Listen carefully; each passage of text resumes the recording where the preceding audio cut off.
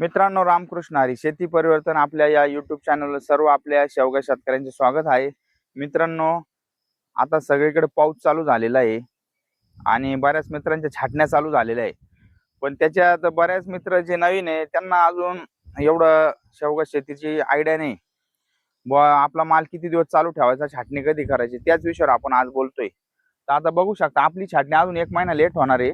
आपली आता पूर्ण सेटिंग झालेली आहे बागाची, फुल सेटिंग झालेली. एवढ्या पावसात पण आता चांगल्या प्रकारे आपल्या शेंगा या व्यवस्थित अशी सेटिंग झालेली आहे. आणि तुम्ही पण बघू शकता, आता 2 पाऊस झालेले आहे आम्हाला आणि शेंगाची क्वालिटी पण बघू शकता आता तुम्ही मित्रांनो. तर मित्रांनो, आता आपल्याला करायचं काय आहे, तर बऱ्याच मित्रांचा माल संपलेला आहे, त्या मित्रांनी छाटणी करून घ्या.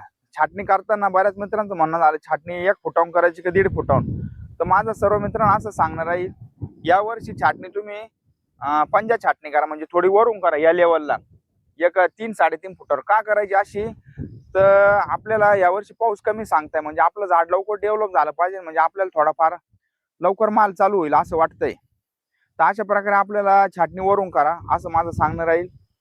आणि ज्या मित्रांच्या शेंगा चालू आहे तर त्यांच्यासाठी आता आपल्याला करायचं काय, समजा आता माझ्या पण शेंगा चालू आहे, आपल्याला 0.52-34 दर 5 ते 6 दिवसाला 2-2.5 किलो एकरी सोडत राहा, म्हणजे हाय तो माल फुगत राहील आपला. एखादा स्प्रे घेऊन टाका. बऱ्याच मित्रांचं त्याच्यात म्हणणं झालं, पाऊस आल्यामुळे फळमाशी आलेली, आमच्या पण बागेत आली फळमाशी. फळमाशीला सगळ्यात पहिल्यांदा काय करा, साईडला ट्रॅप लावून घ्या बागेच्या कडाना. मी पण आज ट्रॅप लावून घेणार आहे. कमीत कमी 10 ते 15 ट्रॅप लावून घ्या बाहेरच्या बाजूला. आणि ते चिकट पॅड येतात, आपण मागे एक त्याच्यावर व्हिडिओ बनेल, ते पण लावून घ्या, म्हणजे त्याच्यावर पण थोडीफार फळमाशी किंवा इतर जे किड आहे ते पण चिटकून जातील. तर अशा प्रकारे तुम्हाला नियोजन करायचे. आणि फवारणी करताना बऱ्याच मित्रांचं म्हणणं झालं, फळमाशीसाठी औषध काय.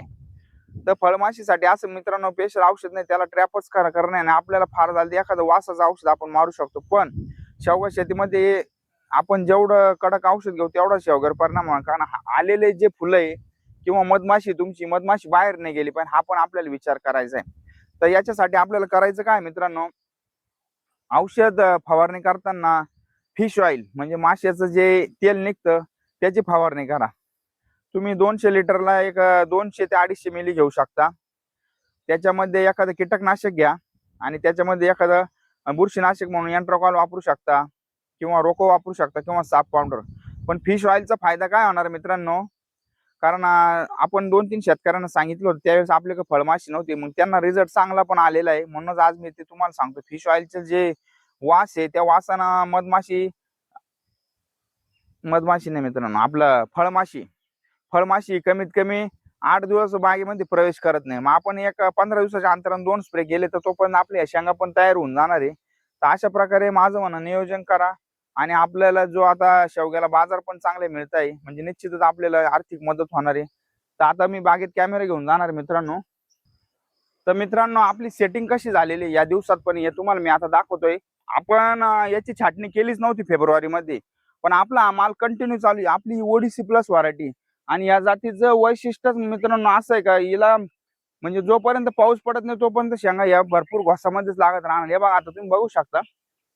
आणि आज पण एवढ्या पावसाच्या कंडिशन मध्ये बघा, हे बघू शकता तुम्ही, एका देठाला 3, 4, 2 अशाच शेंगा लागलेल्या आहे.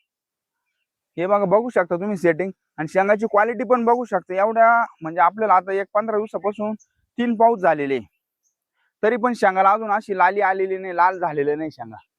हे बघा, बघू शकता क्वालिटी पण. आणि शेंगाची लांबी पण बघू शकता तुम्ही, जवळजवळ 2.5 फूट ही शेंगाची लांबी झालेली. आणि पूर्ण झाडं लोडवर आहे.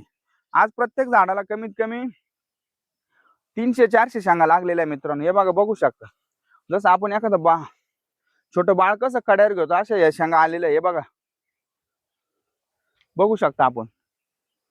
फक्त आता करायचं काय आपल्याला, ज्यांच्या पण मित्रांची अजून भरपूर बागेवर शेंगा आहे, तर आपल्याला त्याच्याकरता स्प्रे मध्ये काय घ्यायचंय, फिश ऑइल घ्यायचंय. एखादं त्याच्यामध्ये कीटकनाशक घ्या, इमामेक्टिन वगैरे वापरा, म्हणजे काय होईल, आपली जी आळी अटॅक झालेली ती पण मरून जाईल. आणि फिश ऑइलचा फायदा काय होईल, आपल्याला जी फळमाशी येते त्या वासानं फळमाशी येणार नाही. आणि त्याच्यामध्ये एखादं बुरशीनाशक घ्या. अशा प्रकारे तुम्हाला नियोजन करायचंय. ड्रिप मधून देताना तुम्ही 040-37 वापरू शकता.